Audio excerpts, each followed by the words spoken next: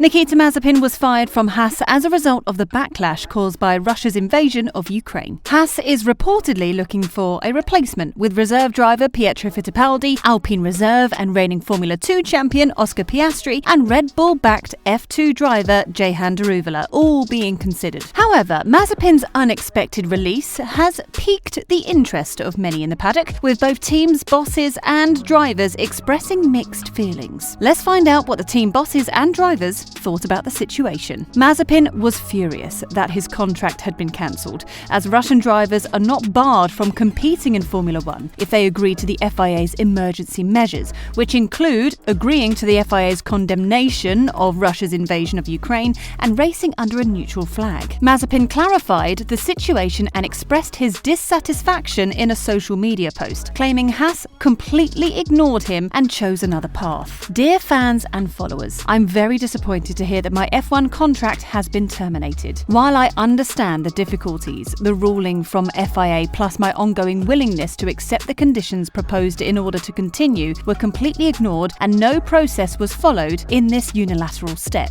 To those who have tried to understand, my eternal thanks.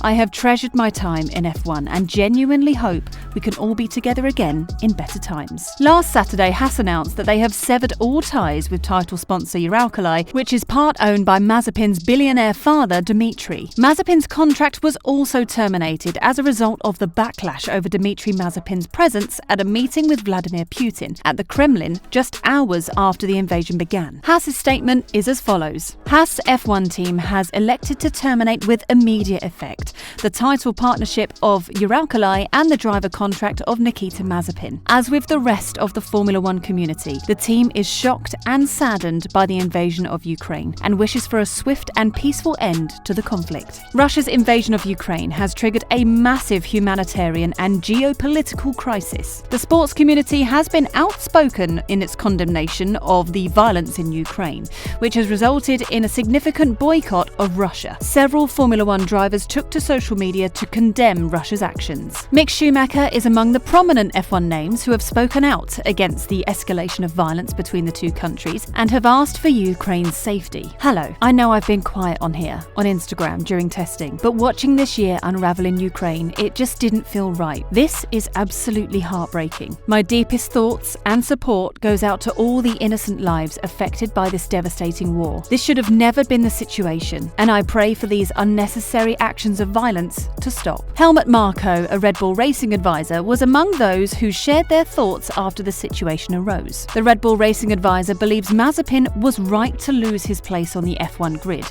despite defending individual Russian athletes. I think that the Russian GP is justified. Excluding Mazepin is justified insofar as his cockpit is financed with Russian money. National teams should also be excluded. But individual athletes? Hello, there must be no personal liability. Or do you also want to forbid Anna Netrebko to sing? In any case, I would let athletes who clearly distance themselves from Putin start. Mercedes team principal Toto Wolff also spoke out, saying while he sympathises with the driver, he understands Haas's stance. I'm in two minds, because for Nikita himself, he is a guy that merits to be in Formula 1. He can drive. You can see that some of the sports leagues have decided to allow Russian athletes to compete, and others have been stronger in denying them access. I think as an athlete, it is difficult, but to support the robust sanctions, you can understand why. In response to Russia's invasion of Ukraine, Formula 1 has also cancelled its contract with the promoters of the Russian Grand Prix. While the sport was quick to cancel this year's race,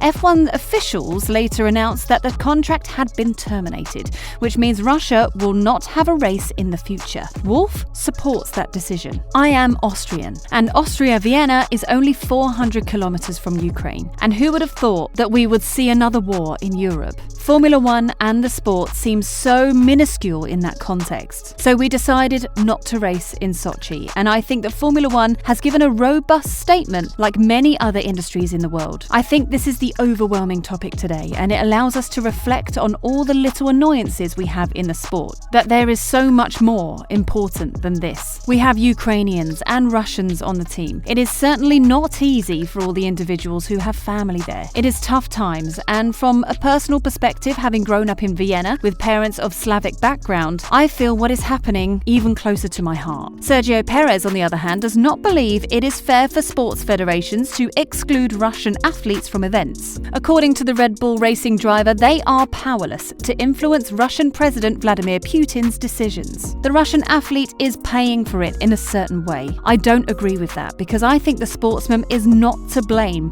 for what his president does. Of course, the sanctions imposed on Russia for its invasion of Ukraine played a significant role in the fate of the Russian driver. Even before the FIA announced restrictions against Russian drivers, it was sanctions against former Haas title sponsor Uralkali that ended the 23-year-old's career. Uralkali is owned by Uralchem, a Russian chemicals and mining company, chaired and partly owned by Nikita's father, Dmitry Mazepin, a Minsk-born Russian oligarch. The ruble's depreciation, pressure to end business with Russia, and Mazepin's family's long history of close ties with Vladimir Putin compelled the issue. Haas ended its sponsorship with Uralkali at the same time it fired Mazepin because the two came as a package deal. The driver contract was contingent on sponsorship money. Except for a few incidents on and off the track, Mazepin's junior racing career was unremarkable. As a junior, he had a bad reputation due to his attack on Callum Ilott at a Formula 3 race in Hungary. He attacked the Briton twice in the pit lane after apparently being blocked on a lap during a practice session. For that, he was barred from competing in one race. During a 2-year stint in Formula 2, during which his driving standards were frequently called into question, he did little to repair his image. Most notably, he was penalised 15 places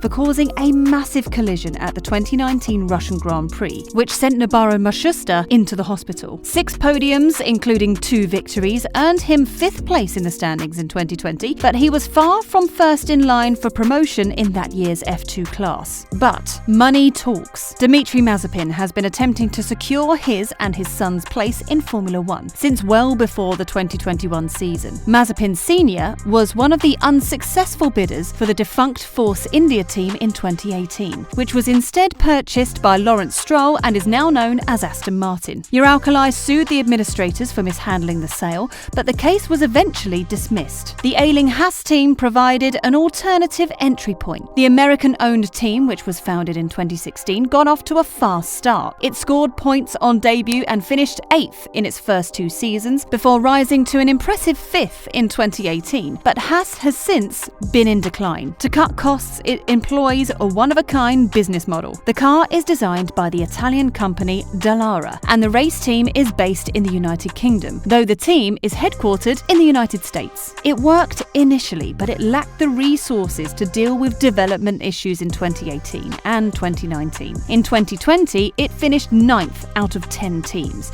with only 3 points scored. Gene Haas, the team's owner, was hesitant to invest more money in a sport that rewarded only the richest teams. Drivers Romain Grosjean and Kevin Magnussen were removed from the team. Ferrari effectively bought one seat and placed junior driver and 2020 F2 champion Mick Schumacher in it. The other was made available to Nikita Mazepin on a multi-year contract, with Uralkali sponsorship announced shortly after. Since its inception in Formula 1, Haas has been cash-strapped. In 2021, Uralkali was one of their lifesavers, earning Mazepin a spot on the team. Michael Andretti, who has been looking for an F1 team, reportedly had set his sights on Haas. Andretti, on the other hand, claims that his compatriot and Haas owner Gene Haas is not interested in selling his Formula 1 team. Negotiations, on the other hand, are always possible. It is not out of the question that a collaboration between Haas and Andretti could get off the ground as Haas struggles to find funding. Thank you for watching.